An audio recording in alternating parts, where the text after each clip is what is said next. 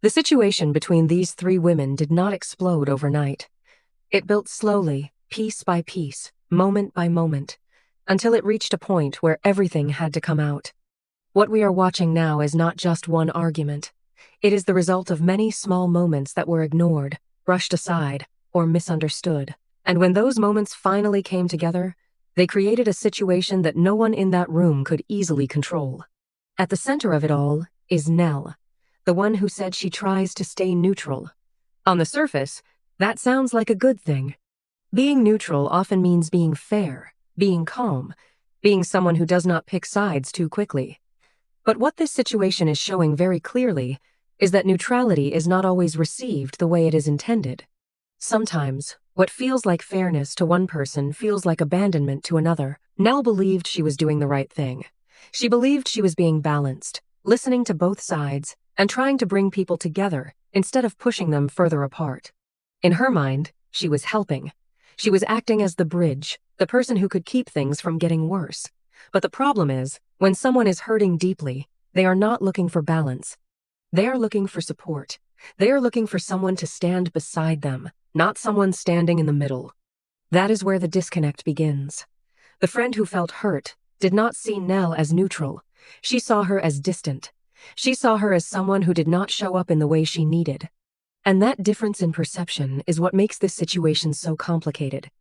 Because Nell is not lying about her intentions, and her friend is not lying about her feelings. Both things can be true at the same time, and that is exactly why this conflict feels so real. As the conversation continues, the emotions start to rise. The hurt friend begins to list out everything that has been bothering her. And it is not just one thing.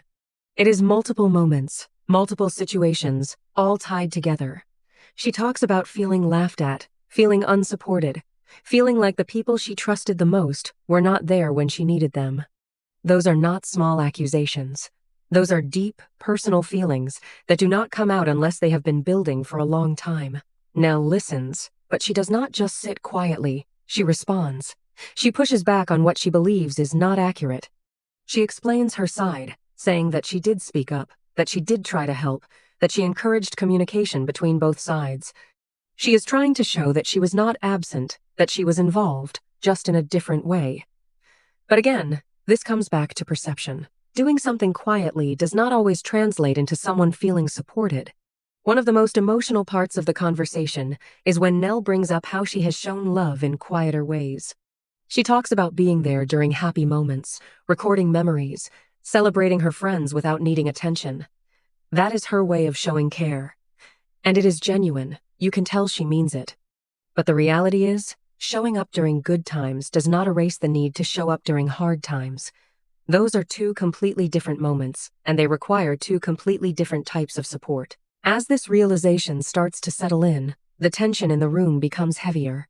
It is no longer just about who said what or who did what. It becomes about understanding how each person experiences friendship. For Nell, being fair and calm is her way of being a good friend. For the other woman, loyalty and visible support are what matter most. Neither approach is wrong, but they do not match. And that mismatch is what caused the damage.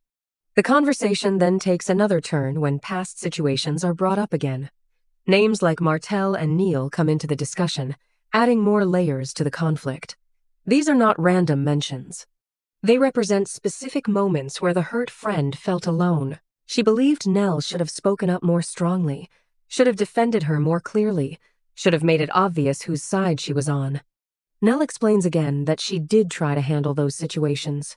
She says she spoke to both sides, that she tried to bring understanding, that she shared context.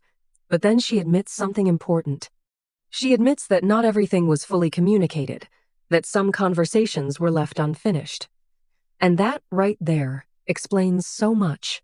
Because while Nell believed she was doing work behind the scenes, her friend saw nothing. And when you see nothing, it feels like nothing was done. This is where the emotional gap becomes impossible to ignore. One person is working quietly, thinking she is helping. The other person is waiting, hoping for visible support, and not seeing it. That gap grows with every moment until it turns into frustration and eventually into confrontation.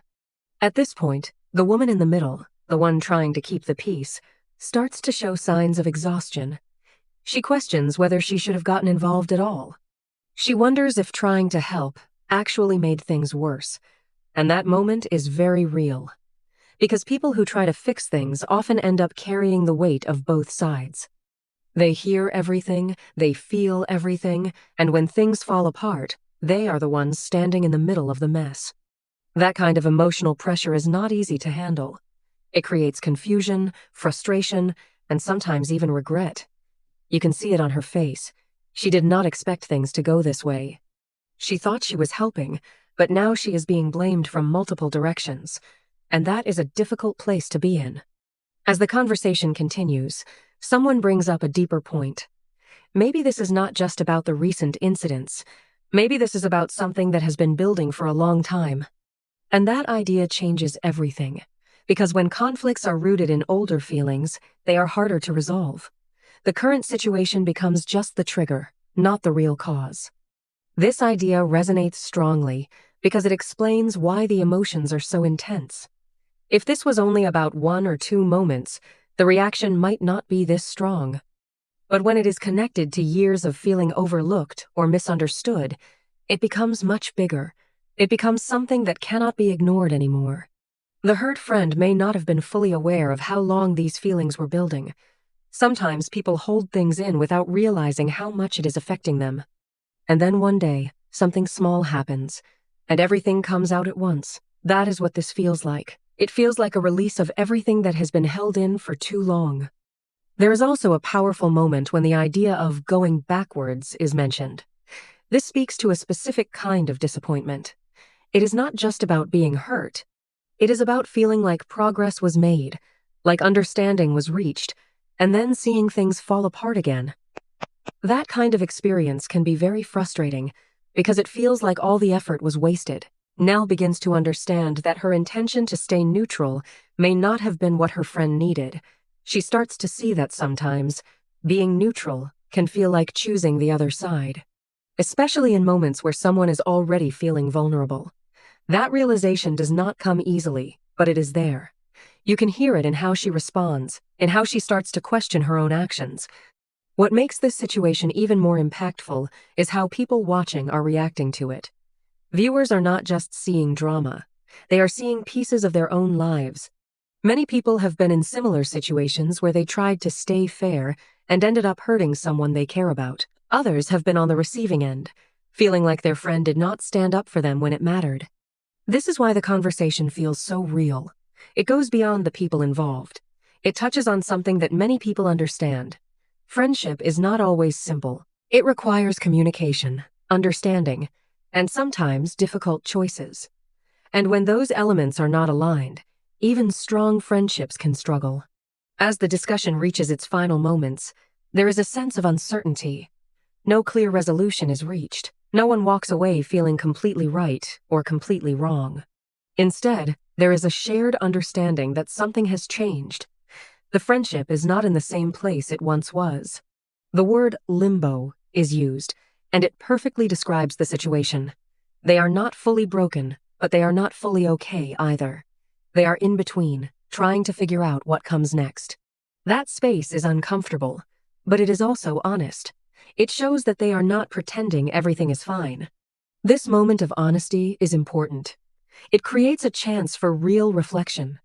Each person has to look at their own actions, their own expectations, and their own understanding of what friendship means. And only then can they decide whether they want to rebuild or move on. What this entire situation shows is that friendships require more than good intentions. They require awareness, communication,